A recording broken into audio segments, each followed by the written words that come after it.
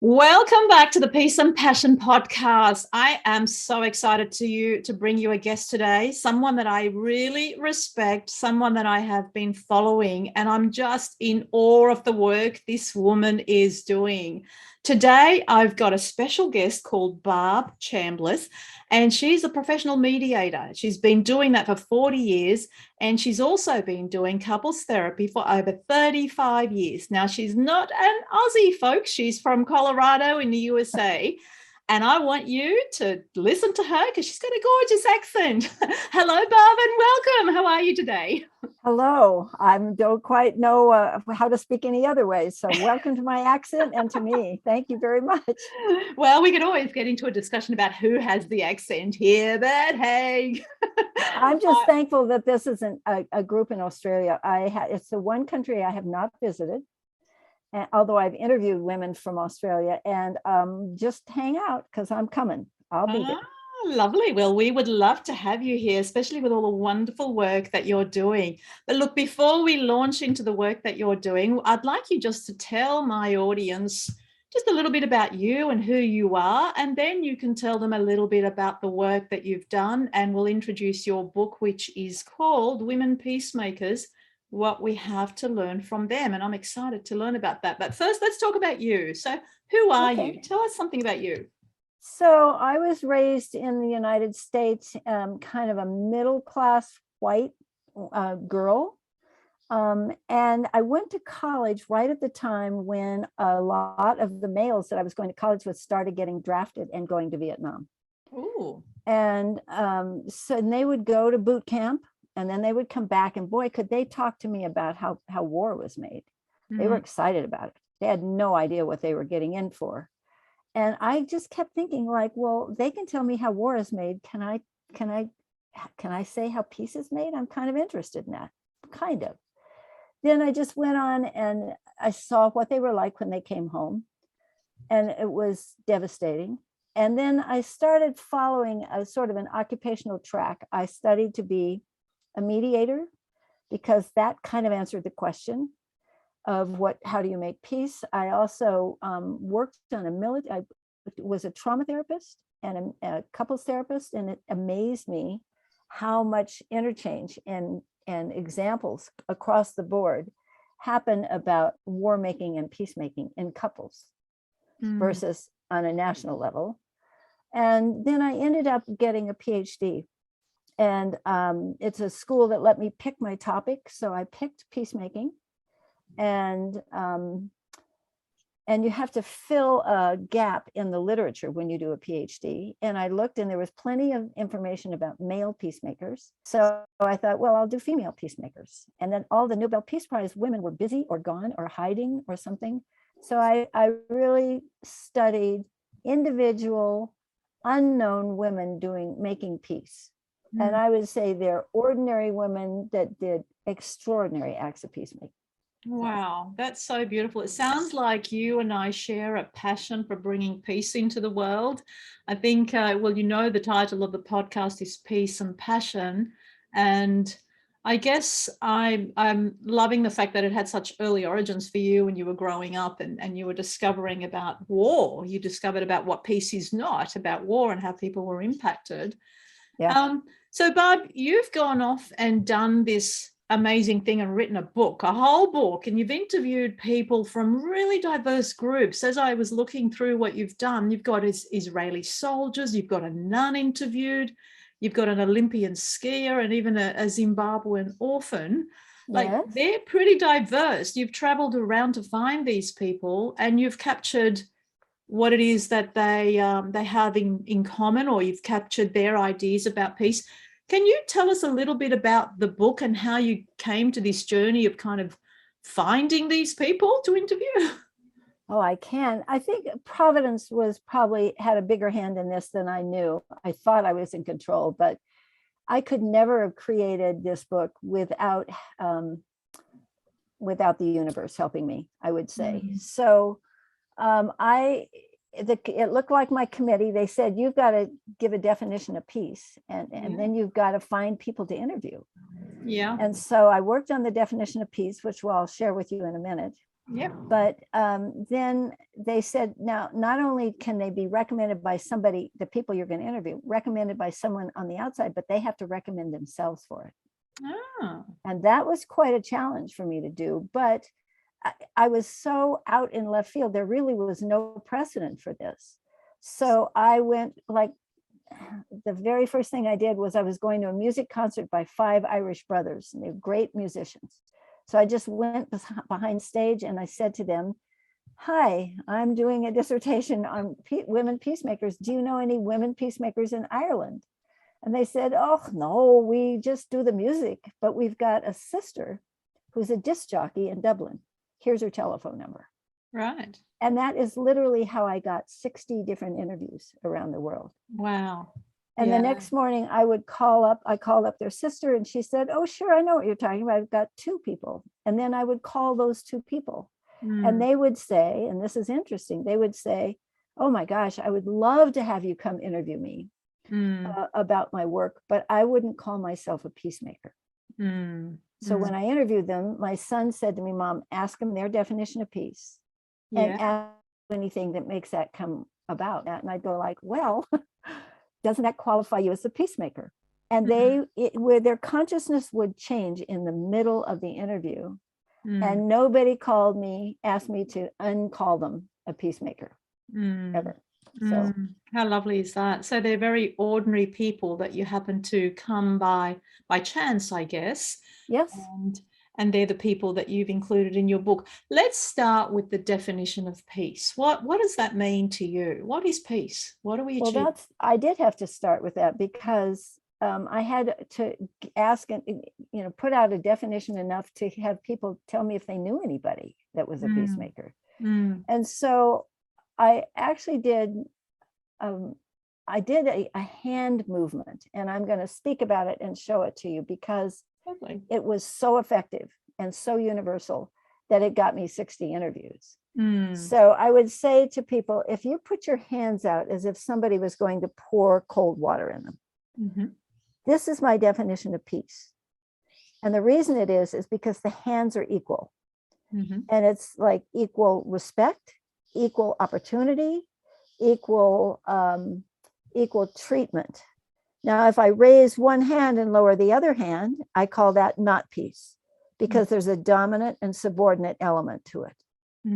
And so I would simply say to people, "Do you know a woman who is," and I'd start moving the subordinate hand up to the dominant one and make the water catcher again.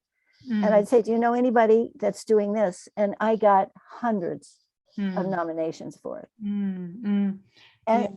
And I can say this now or later, but halfway through interviewing all these women, I got somebody put something in my mailbox about raising money for a camp for Bosnian refugee kids. And the woman was from Los Angeles. So I called her up and I said, "I don't have much money. I can't donate much, but I could come to your camp in Los Angeles and I could cook maybe and just do what I can. I've got a trauma treatment and a background." And she said, "Oh, that's perfect." She said, "This is all about volunteerism. But by the way, this camp is not in Los Angeles, it's in Croatia." So I actually ended up spending, in the middle of all these interviews, 3 weeks with 80 kids that had barely made it through this war, teenagers and little tykes that had seen their mothers raped, their fathers killed, and had really experienced war. And at the end of it, they said, "Would you please come home with us so you can see what happened to our country, because we don't think anybody in the world knew anything was happening, because if they did, why did this war go on for 4 years?" So I came home from that and I basically said, I can't pretend this is an academic exercise anymore. I have to do something about this. It's been taking years for me to call myself this, but I have to be a peacemaker. And while I'm at it, why don't I wake up as many peacemakers as I possibly can? That's the shift. It shifted from entertaining stories Yeah. to a call to action. And so you've eventually you found that you needed to embody it. You needed to be the peacemaker in order to talk about peacemaking. And that's something that is worth going into that. I wonder, how did you discover more how do you become a peacemaker? So the people that are listening here to this podcast are people that are looking at the relationship with themselves, the relationship with an intimate other person, and then the relationship with all of life. And I talk about the stresses of life and how you relate to life. And so Yes. how can somebody who's listening to this become a peacemaker? What do they need to do? In the book, there's 15 stories. Chapter 16 is their women's answers to the question I asked every one of them, which is, what advice would you give someone that wanted to become a peacemaker? Mm-hmm. And there's also 24 things that I observed across the board that they do. And they're just bulleted items. And Okay. they're things like, be awake when the opportunity comes along. Like, don't go off the deep end and do something you think somebody needs. You need to ask them if they want it. So I would say that, again, back to the hands, the way this kind of peacemaking happens is if you've got a disparity between dominance and subordinates, Mm-hmm. one way to make them equal is to crush the dominant one. But we know that doesn't work. We're looking at that today with Ukraine and Russia. I mean, it's just a matter of crushing. And also, these women don't do this. They don't pull up the less opportunity person, and they don't push them up. They do this. And I don't know, people may not be able to see this, but that my fingers are now intertwined. Mm-hmm. They're rising together until this actually happens. Mm-hmm. So it's a matter of respectfully setting a stage for another party to enable themselves, to empower themselves. Mm-hmm. And respect is the main ticket for doing this. And as you say, Iman, it can happen. It can happen at the personal level. If there's a piece of you that's putting another part of you down, or your self-worth is getting crushed, Mm-hmm.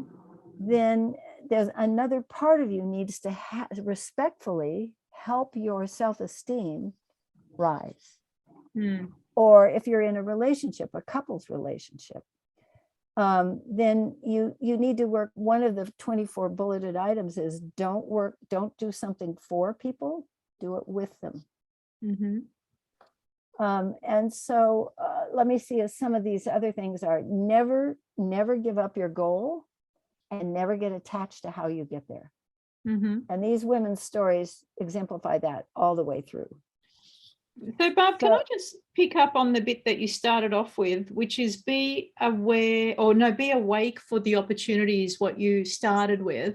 Mm-hmm. Now, people listening might be thinking, well, opportunities aren't coming my way. Like, who am I? I'm just a little pleb, and I'm trying to make my relationship work. I'm looking at the international front and there's chaos. There's opportunities in the sense that there's certainly a lot of aggression and violence in the world, but who am I? How do I be awake to what I can do? What would you say to those people? I would say keep on the lookout for anything in your environment, whether it's within yourself, whether it's in your school, whether it's in your family, your marriage, your community, that just strikes you as not feeling fair. Mm-hmm. It doesn't feel just, it doesn't feel fair, it doesn't feel respectful. And that's the bell ringing to examine it a little further. Is there somebody on your block that is elderly and needs their garden watered? Mm-hmm. But you don't go do it for them. You go say, would you like some help doing your garden? Mm-hmm. Beautiful. And that's the respectful part. That's the empowerment, isn't it? You empower other people, and that very much speaks to the hand gestures that you were doing earlier, which is it's about equality. The hands are together as you hold water, and that's the definition of peace. So joining together and into one place. Some people might, I'm going to be devil's advocate with you just to see how far we can go with this. So in a couple relationship, clearly one of the problems that emerges all the time is this sense of unfairness, like it's not fair to me, I can't have my needs met, and the other person's saying the same thing, what about my needs? And nobody wants to take that ground where they enable their partner to get more of what they want, or if they do, they kind of, they don't do it from a good place, I guess. There's a bit of bitterness and competitiveness sometimes, certainly sometimes. I'm not saying everyone's like that. But for that particular person who's going, how do I apply this in my relationship when what you were saying, crush the dominant one. Can you speak to that in a relationship? Like, how do we elevate when our own needs aren't being met and there's a sense of injustice that I'm being hard done by? Well, I think it all begins with some really mindful listening to what the other person needs and what you need. So that the therapist or whoever's working with the couple can set the stage for not trying to jump to solutions until you've mindfully laid out what your needs are. And and making that happen in the therapy room where it's safer. You can actually help someone listen to the other person's needs, which doesn't often happen at home. When people don't get their needs met, their listening kind of shuts down. But if you can, without judgment, have each person list some things that they need, and there's some tricks to it, I will say, and then say, now that we've got both needs out on the table, now let's start brainstorming. And we're not going to jump to a solution. We're just going to brainstorm. And of course, the brainstorms will result from their list of needs. But then what I do, and I actually do it on a piece of paper, I wish I could show it to you. If, let's say they brainstorm 6 ideas, I have voting columns for both members of the couple. And so if one says, well, you need to go to work and bring in more income. So there's 2 voting columns, and let's say that was said to a wife. The woman would go like, no, I don't want to go to work. That gets a 0 from me, or maybe a 2 out of 10. And the guy whose idea it was will say, nope, that's a 10. Well, you don't use that one at all. You keep going down the list of brainstorms until maybe you run out initially, and then you go like, well, this process works, but I'm telling you, we've got to come up with much more creative ideas. And I have to start listening to her need and his needs. And then the ideas get creative, and then you're getting closer votes to 10-10s, if that makes any. And I think what I really like about that is that both needs are seen to be equally important. So there are needs and they're equally valid, and they can be positioned side by side and attended to and listened to and held at the same time. So it's not one need dominates, there's 2 people with needs. And the mindful listening is the piece where we can really hear what the requests of the other person are. And then as you work through that process of ranking them and working with them, that's an acknowledgement that they're both equal, both need to be worked on. So let me turn this conversation to something out of the book here. There's lots of examples. Can you give us just one example, use one of the lessons learned maybe, and how we could use that in today's modern relationships or world? Or yes, and stop me if you don't want me to do this, but I want, just going back to the previous conversation for 1 second, I want to tell you about working with a 5th grade child. And we'd gotten the needs out, and then we started brainstorming, and it was 2 kids that were fighting over having to share a locker with each other. And so we got down, and I said, well, do either of you have an idea about how you might solve this problem? And the little girl said, well, he should get another locker. And I said, okay. And I started writing it down quite neutrally. And I looked over, and the little boy was sobbing. I said, what's so upsetting? He said, well, I don't think that idea is going to be the one we have to take. And I said, no, it isn't. We're going to have lots of ideas here. And look over here, you get a vote. And he said, I do. And I went like, this is how this family operates. There's probably a dominant person in the family that calls the shots, that hasn't role modeled the art of listening. Beautiful. or the art of brainstorming. So that I'll take it back now. So ask me, the question was about some of the stories in the book.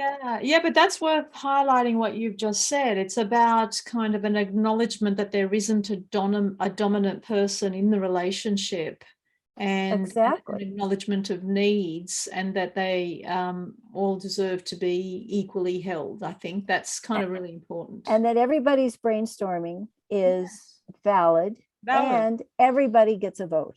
Yeah. Yeah. So it's lovely. yeah. Okay. So the question I asked was just an example of one of the lessons that came up in the book that could be applied to us today in the modern world and in modern relationships. What's one of the lessons? I mean, you've already given us a lot, actually, but I'm just wondering, is there a standout for you from all of the women that you've interviewed? Was there something that they said about peacemaking that could be related to the modern scenarios that we face in this turbulent world, in turbulent relationships, in high stress, where there's competing demands, competing needs for attention? What is it that stood out for you as something that was an aha moment, I guess? An aha moment, actually, in the first chapter, it's about a woman who was in her 20s from Zimbabwe, who had a pretty rough beginning. Her mother died of AIDS, although she didn't understand that. And that left her an orphan because she had never known who her father was. And she was, because her mother died, she became the head of household. So it was her job to get food for her 3-year-old brother and her blind grandmother. So she had to drop out of elementary school to do that. She'd bring food back, and they lived in the backyard of her uncle's house. And one of the rules at that time, and maybe still in Zimbabwe, is a girl orphan with no parents is fair game for any male. So the cousins would come over and they'd take the food that she brought in, or the uncles would come over and do their sexual pleasures with her. And it was just the way life was, as far as her name is Cheeto. Then she got an opportunity to go to a 1-week training in how to grow mushrooms. And it was phenomenal for her. She not only learned how to feed her family, she learned how to make money off of mushrooms, and she started paying for school tuition for the kids. And then, but the biggest thing she learned is she didn't have to put up with her uncles for a week. And so the lesson she got from that was you can choose your family. Wow. So she decided to set up a center for Zimbabwean orphans that she could then pass these lessons on to them. But she never, and this is the piece, she never preached her lessons. She simply told them her story. And she'd tell them her story as they were walking across. She was holding the hands of these younger girls. And they would say, almost to the girl, my gosh, your story was way worse than mine. If you can have a whole center like this now for other people, maybe we can too. And so that the little bulleted item would be work with and not for. Okay. And I would say that's very true in a couple. If we want to switch quickly to that, it's like a couple can even end up divorcing. But if they do it with a process that's respectful, then it allows each person to be whole as they move on, either in a differentiated marriage or in a well-adjusted divorce, I would say. But I like the piece about you can choose your family. I think there's something there also about you can build the environment that nurtures you. You can surround yourself by people who are like-minded, or people that you can serve in this instance, or people that make you feel like you have special connections and that you're doing something valuable, whether it's at a family or a school or a workplace. You can always make that choice to surround yourself by the people that kind of nourish you in that way. Is that kind of true for what you found? Is there? Yeah. I mean, and it just is universal. It's whether you're a teacher and a student, it's whether you're, a bully to yourself and a dominated part of yourself. It is. And let me even take it a little further, because it's a quote from one of the women in the book. She's an Israeli psychiatrist who started an organization that would go out to the hinterlands after there'd been a fight or a war. You know, they called them several wars there, and they would bring free healthcare. She and several other doctors would bring free healthcare, but they also were on the lookout for human rights violations. Sure. And she would bring them to court. And she didn't care if they were Israelis that had committed it or Palestinians. She would call them and say, retribution has got to happen here. And you have to be able to accept it. For instance, if the Israelis were the perpetrators of something, she said the Palestinians felt like they shouldn't accept some sort of thing. She said, no, you should. But she has said something. I asked each woman, what's your definition of peace?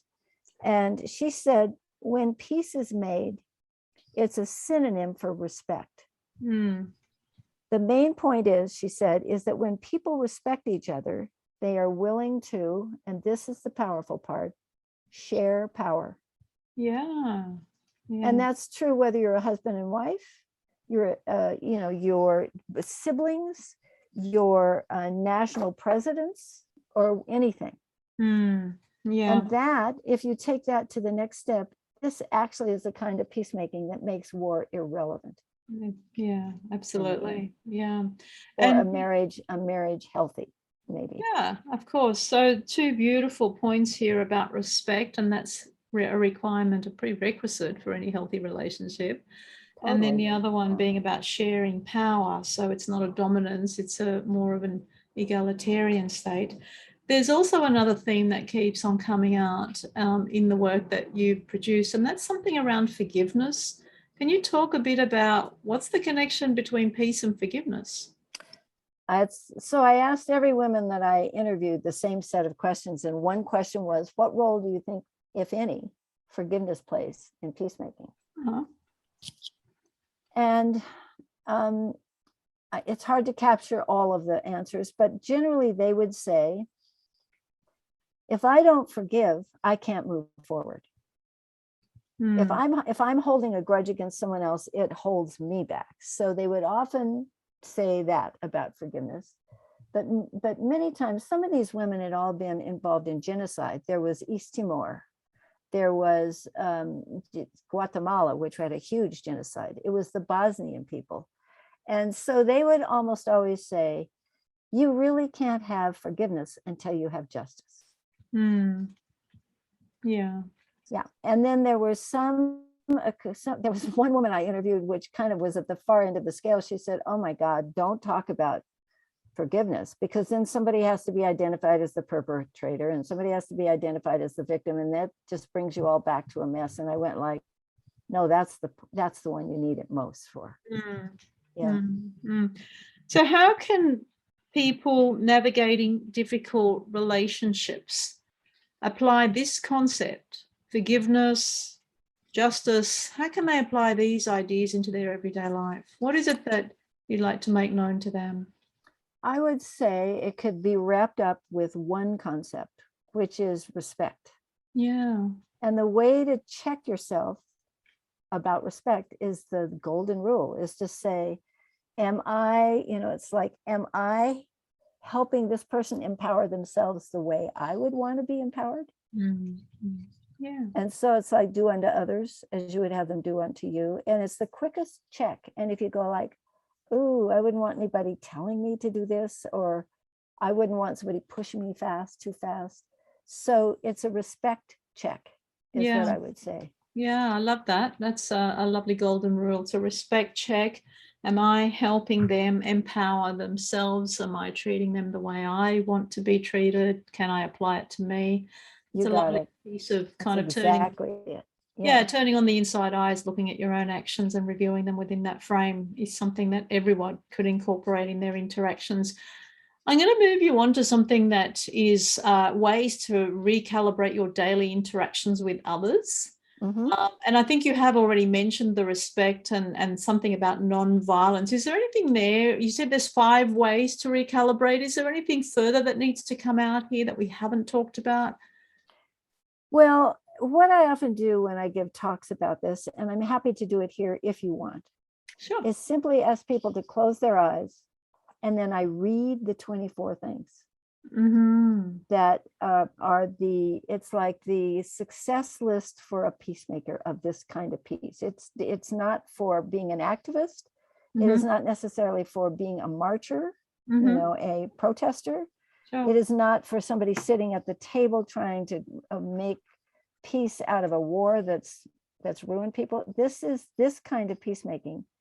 And those 20, and it takes 5 minutes. So you may not want to do that in your time thing, but I could pick a few of them if you Well, want. yeah, I'm happy for you to pick a few things that would be relevant, and you could read them out, and we could assess ourselves if that's something that. Have you got it? Okay. If you have it handy. So we've already talked about be awake when it comes along. We've talked about ask if it's wanted, and we've talked about never lose sight of your goal and never get attached to how you get there. Yeah.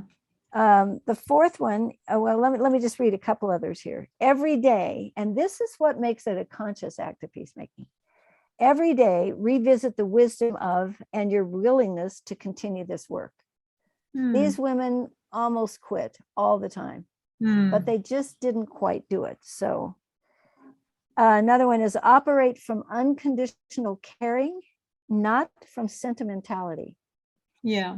Sentimentality actually has a dominant subordinate piece to it. If you think about it, let's see, pace yourself, make a little peace, make a little dinner, and know that this work might not be completed in your lifetime. Work simultaneously at the systems and the individual level. Yeah. Okay. Is this all the 20? Sorry. These are all picked up in the stories. I mean, you can read all these things. Yeah. So there's 24 items that you've actually listed in your book that are really, I guess, ways or methods to recalibrate your life so you can become a person who is a peacemaker. Somebody called it, if you want to make bread, you read a recipe. If you want to make peace, this is the recipe for peace. Okay, lovely. And in order almost too. And one of them is no violence of any sort, including to yourself. Beautiful. Yeah. So the relationship with yourself happens to be at the forefront there. Yes. And when I've been working with some high school kids, and I asked them to do acts of peacemaking, and they said, well, where do we find them? And I said, well, look in your family, look in your neighborhood, look at Mother Earth, look at even just look inside yourself. And you know, Iman, it was quite interesting to me. Every one of the kids for their first act of peacemaking chose themselves. Wow. Yeah. Which told me a lot about COVID anxiety and things like that. Yeah. And I said, you know, my first response was wanted to go like, come on, you need to do something for community, but I kept my mouth shut. Yeah. And then I said to them, you know, you're right. If you're preoccupied with an inner imbalance, you really can't do the best job of reaching out and helping empower someone else. Yeah. Yeah. They taught me. They taught me. Yeah, absolutely. That's so beautiful. And it's a philosophy that comes up when we're talking about love, when we're talking about trust. You actually have to give it to yourself first before you can give it to others. And that's the same with peace. If you're internally turbulent, then that's where the work needs to start, to create it for yourself. So true. I love it that it even came out with the kids. Really. I mean, they taught me a lot about that. Yeah. And actually what we did, I don't know if this relates to your work either, but so I had I do tapping like this. EFT. My tapping teacher came and worked with them. And so that constituted an act of peacemaking. That's a very giving. And with your permission, let me just say one more thing, because it's not just any old peacemaking, it's conscious peacemaking that I'm really looking for. And a really quick example of that is, well, there are two, but one is like, let's say you're a really popular kid in school and you've got a whole table full that you sit with at lunchtime. But one day you're late coming out of the cafeteria, you had to stay with a teacher for something, and then you look and the table's full and you look around, you go like, oh, I'll eat over there. And it's kind of an empty table and you eat and you're talking with the kid there about the Olympics or something like that. Mm-hmm. But you want to get out to the playground, so you pick up your tray and the kid says, "Thank you for sitting with me. Nobody's done that all year." And you go like, right, that's why there was a place to sit. And I have sort of seen this one kid sitting here. Then he goes and takes his tray in. That's a spontaneous act of peacemaking. Yeah. The conscious act of peacemaking starts the next day when the kid walks out of the cafeteria and decides where he's going to sit. That makes sense? Yeah, that's about the choices we make deliberately, with intention, with consciousness, with awareness. It's really a mindful presence with how you make your choices, how you live your life. Very much part of what I'm talking about as well. It's beautiful. And I think in couples, they do a lot of spontaneous peacemaking with each other, but they don't notice it. So they don't embody it. And what you want them to do is to say, no, it's time for me not, I have to do more than just give these little goodies out. I have to do it in the rougher times. I have to wake up in the morning and say, what do I need to do to stay in integrity with this peacemaking of this relationship today? And I love that question, that you wake up every morning and you're asking, what is it that I need to do to stay with that peaceful intention every day? And it's similar to the challenge you put out in your book. In the very last chapter, you've actually put out a challenge to people to do an act of peacemaking and to send it to you. So let's put that out to our audience here. If they can be challenged in that way to do something that resembles peacemaking, and maybe do you want them to send it to you? Is that how? I would. They can email it to me with a subject line that says "New Peacemaking Story." Oh, okay. All right. I don't know where. So in the back of the book is a website, but I don't know if we need to tell them what my email is. No. So what we'll do now, Barb, is I'm going to give all of the contact details in the episode notes, so people can find a link to you. If they want to contact you, they can find a link to you through your website. We'll also put a link to the book, the Amazon link to the book, if people want to buy it. Do you want to hold the book up and perhaps we can see the cover? I know the people on the podcast can't see it, but perhaps there we go. There's the cover of all the faces of all the people that were interviewed. You'll also find that on the website, which is actually, do you want to just tell me what the website is right now? So yes, and you'll have to remember how we were when we were together. It's Barb Chambliss Author, but Barb has a silent E on it. Okay. Yep. So BARBE. BARBECHAMBLISS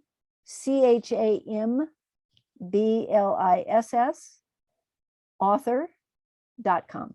Beautiful. Nice and easy to remember. Well, on that note, I will say my big thank you to you for being here today. And I know it's late where you are and it's not late where I am. So you put in the bigger sacrifice right there. So much gratitude to you for doing that. And I know that my audience would have got at least one golden nugget from this, plenty more, but all I ask for is one nugget in my That's session. all I could ask for either. That's fine. And it's so good to see you again, Iman. Lovely. Good to see you. And we'll talk again. Take care. Yes. See you now. All righty.